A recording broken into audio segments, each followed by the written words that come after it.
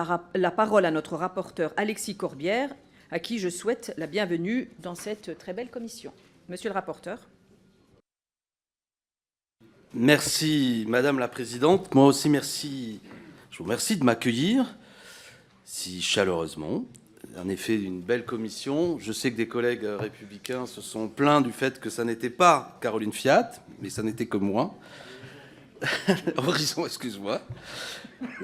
Mais elle viendra. Il n'empêche que pour cette avant-première de spectacle, si je puis dire, non, il s'agit d'aborder un sujet évidemment important. Je voudrais d'abord donc remercier tous les gens qui ont permis que ce travail ait lieu. Et à côté de moi, Monsieur Thomas Aparisi de Lannoy, qui est administrateur. Chaque fois, je crois que vous le faites aussi, il s'agit de les remercier. Et je crois que si nous pouvons travailler tous comme législateurs, c'est grâce aussi à l'ensemble des personnels, leur qualité, leur finesse et l'apport déterminant qu'ils ont. Merci. La proposition de loi que je vous présente aujourd'hui vise, vous l'aurez compris, à porter le salaire minimum à au moins 2050 € bruts mensuels, soit environ 1 600 € net. J'insiste, bien sûr, il y a ce mot d'ordre, 1 600 net, mais il faut le comprendre, 2050 € bruts, car cela viendra peut-être dans la discussion. Il y a du salaire différé, du salaire direct, et les deux constituent la rémunération des salariés. Donc notre proposition serait à compter du 1er janvier 2023.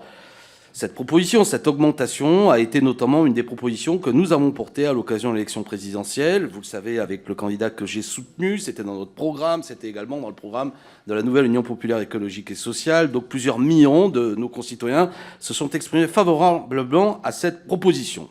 Nous pensons qu'il est temps de la mettre en œuvre et qu'elle n'a que trop attendu. En examinant l'histoire du SMIC, on constate que cette proposition de hausse, évidemment, n'est pas une nouveauté dans notre histoire sociale. Cela a déjà eu lieu, elle a été approuvée plusieurs fois et avec des résultats, et ce, malgré les nombreux détracteurs, et je crois que je pourrais compter sur vous, dont les arguments, parfois, n'ont pas toujours évolué depuis plus d'un demi-siècle. D'abord, la première définition du salaire minimum national légal, pour faire un peu d'histoire, concernant l'ensemble des branches d'activité, procède de la loi du 11 février 1950. À l'époque, c'était le SMIG, le salaire minimum national interprofessionnel garanti, qui constituait un garde-fou contre la pauvreté et voulait prévenir à toute exploitation là où le tissu syndical était faible, voire même inexistant. Dès cette époque, on retrouve des arguments, encore aujourd'hui formulés, ce SMIG allait tuer l'économie, les emplois, les petites entreprises allaient couler, etc., ce qui n'a pas eu lieu. Malgré cette première conquête sociale, et non des moindres, j'ai une horloge, Madame la Présidente, je peux me fier un peu au temps. Où est-elle ? Non, allez-y. Elle est où que vous n'avez pas de temps. Ah, c'est dangereux avec un type comme moi, s'il n'y a pas... Je saurais vous arrêter le moment Oui. Non, mais j'aimerais le voir venir. J'aimerais le voir venir. Faites-moi signe vers la 8e minute, s'il vous plaît. Malgré cette première conquête sociale, l'écart se creuse après 1950 entre le salaire moyen et le SMIC en raison de sa seule indexation sur les prix. En 68, les mobilisations populaires que vous connaissez ont changé la donne. Les célèbres accords de Grenelle entérinent une conquête sociale significative par la hausse de 35% au niveau du SMIC, alors que quelques mois plus tôt, le même patronat avait refusé une hausse de 3%. La loi du 2 janvier 1970 transforme ensuite ce SMIC en SMIC, qui devient le salaire minimum interprofessionnel de croissance, qui sera désormais revalorisé non seulement sur la base de l'évolution des prix, mais aussi sur la progression du salaire moyen des ouvriers. Enfin, en 1981, sous la présidence de François Mitterrand, le gouvernement dit Mauroy acte la hausse de 10% du SMIC. Et depuis cette date, les coups de pouce, comme il est d'usage de les appeler, n'ont plus et jamais vraiment été à l'ordre du jour, même si on peut citer, et j'y reviendrai, les légères revalorisations de 2,2% sous Lionel Jospin et l'augmentation très minime, voire symbolique, sous le mandat de François Hollande. Depuis plus d'une décennie, le SMIC stagne et sa non-revalorisation est une règle pour les gouvernements actuels et même pour ses prédécesseurs. Pourtant, la situation sociale du pays est assez alarmante. 10 millions de nos concitoyens vivent sous le seuil de pauvreté. 8 millions font la file pour l'aide alimentaire. Il y a actuellement 400 000 pauvres supplémentaires depuis 2017. Tous les indicateurs sociaux sont inquiétants. Les salaires réels ont baissé de 2% sur un an, tandis que l'inflation a dépassé le record historique, atteignant 6%. Sur une échelle plus grande, on constate ainsi un déséquilibre dans le partage de la valeur. Les revenus du travail dans la valeur ajoutée ont reculé dans l'ensemble des pays de l'OCDE depuis les années 1980, passant de 66% en moyenne dans les pays de l'OCDE à 61% en 2010, avant de remonter à 64% en 2019. Cette répartition de la valeur au détriment du travail et au profit du capital est exacerbée dans les grandes entreprises dans lesquelles la part salariale est inférieure de 11 points à la moyenne nationale. Alors face à l'urgence, les réponses du gouvernement se sont bornées à des recettes que je qualifierais de vues et revues, libérales, que je considère insuffisantes. La loi pouvoir d'achat a écarté tout débat sur les salaires et les bas salaires. La grande mesure annoncée en fanfare était la prime de partage de la valeur, défiscalisée et laissée au bon vouloir des entreprises. Je rappelle au passage que seuls 16% des salariés, avec une moyenne de 506 €, ont bénéficié de cette prime en 2021. Durant les débats autour de cette loi, le ministre de l'économie et des finances reconnaissait que la question des salaires, reconnaissait tout de même à demi-mot cette question des salaires, demandant aux entreprises, je le cite, à augmenter les salaires si elles le peuvent. Et un mois plus tard, le même ministre indiquait qu'un coup de pouce, je le cite à nouveau, serait un coup de canif dans le redressement de l'emploi. Alors pourquoi ce qui serait un coup de canif provoque-t-il autant, finalement, de fin de non-recevoir? Partons d'un constat. Aujourd'hui, les mécanismes d'indexation du SMIC ont atteint les limites. Certes, le taux du salaire minimum a progressé ces derniers mois, sous essentiellement l'effet de l'inflation, mais cette progression n'a pas permis de remettre en cause le décrochage que ce minimum subit face au renchérissement de la vie et aux inégalités qui explosent. Et bien sûr, comme je l'ai dit, le gouvernement actuel n'a pas actionné le moindre coup de pouce significatif du SMIC, faculté pourtant prévue dans le Code du travail pour assurer une rémunération digne du travail. Il a été conseillé dans sa démarche par le groupe d'experts chargé de rendre un avis chaque année sur l'évolution du salaire minimum. Un mot sur ce groupe d'experts. Depuis sa création, ce groupe composé d'économistes, que je qualifierais de libéraux, poursuit un objectif simple, désindexer le SMIC. Son dernier rapport l'indique clairement, le groupe recommande de supprimer tout ou partie des mécanismes de revalorisation automatique du SMIC. Et il s'oppose systématiquement à toute revalorisation supplémentaire de son taux. Je pose la question de la légitimité de ce groupe d'experts. Comment sont désignés ses membres, etc. Ça pourrait faire l'objet d'un échange entre nous. Je viens maintenant à l'objectif de mon texte. L'augmentation de 22% du SMIC, car c'est de cela dont il s'agit, que nous proposons, aura de nombreux effets positifs, non seulement pour 2 millions de salariés qui vivent actuellement au SMIC, mais aussi pour les près de 30% de salariés du privé et 20% d'agents publics qui disposent de moins de 1 600 € de salaire net. De plus, cette mesure est résolument féministe. L'augmentation bénéficiera en premier lieu aux femmes, qui sont les premières à subir le temps partiel, les contrats courts, et elles concentrent 60% de ces 2 millions de salariés, alors même qu'elles ne représentent que 45% de l'emploi dans le secteur privé. Cette mesure bénéficiera également à des salariés des secteurs dans lesquels les conditions de travail sont difficiles et permettra d'en attirer de nouveaux.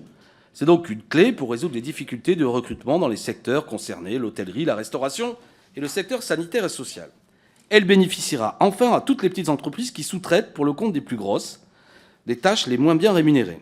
Ce phénomène qui consiste pour les grandes entreprises à s'exonérer d'assurer une progression des salaires pour effectuer des tâches de nettoyage ou de maintenance nous a été décrit par l'ensemble des acteurs auditionnés. Il explique en grande partie la concentration des salariés du SMIC dans les PME. Il est donc normal, comme je le dirai après, que ces salariés bénéficient d'augmentations en partie prises en charge par les entreprises donneurs d'ordre. Le SMIC ne pénalise pas l'emploi, c'est l'inverse. Plus les revenus disponibles sont grands, plus les carnets de commandes se remplissent pour la consommation populaire. Par ailleurs, lorsque le SMIC fut augmenté en France de 14% entre 1997 et 2022, près de 2 millions d'emplois furent créés sur la même période, contre 3 millions seulement durant les années précédentes. Notons enfin que la plupart des emplois au SMIC sont dans des secteurs dits abrités, c'est-à-dire non délocalisables, comme l'aide à domicile et l'hôtellerie. L'argument de la compétitivité, selon nous, ne tient pas. S'il vous plaît, mes chers collègues. Donc je demande que nous ayons un débat loin de différents épouvantails qui existent parfois pour discréditer la proposition. En soi, la hausse que nous proposons n'a rien finalement de si spectaculaire. L'exemple de nos voisins européens suffit à le démontrer. En Allemagne, le SMIC horaire brut a dépassé le niveau français cette année.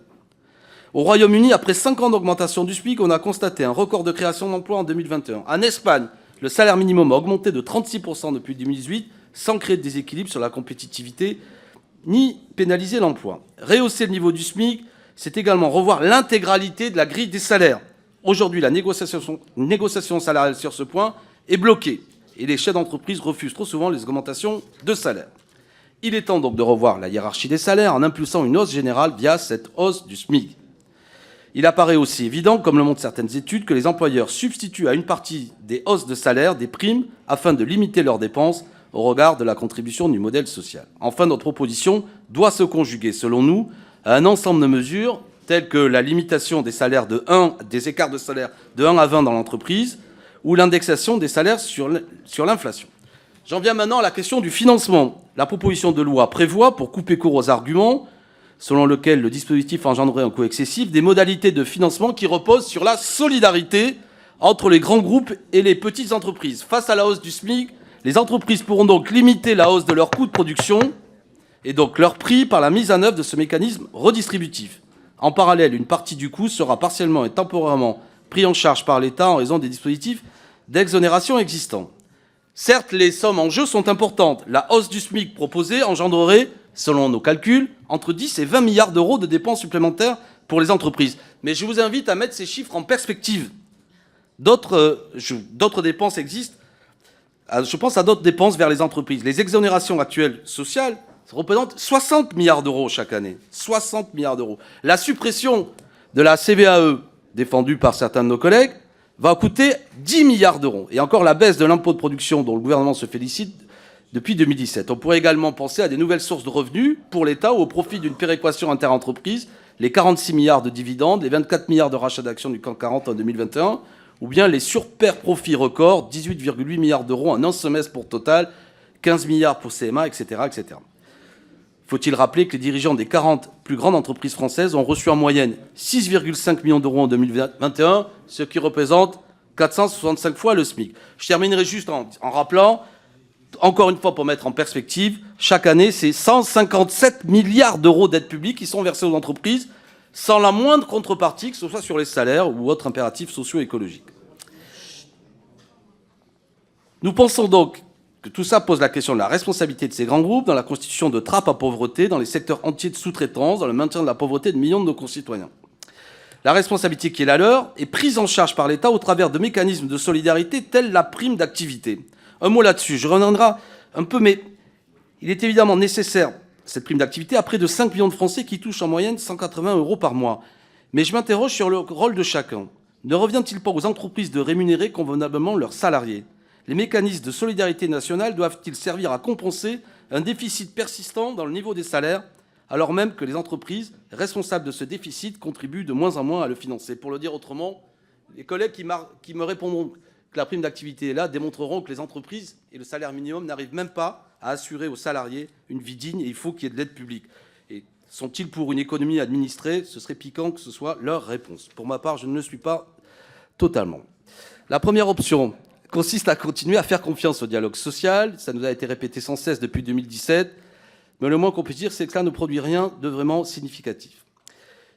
Je suis également surpris de la position défendue par certains amendements. J'en viens un peu à donner mon opinion sur ces amendements. Et je remercie d'ailleurs tous les collègues qui les ont présentés. C'est toujours le but de l'exercice, c'est avoir un échange.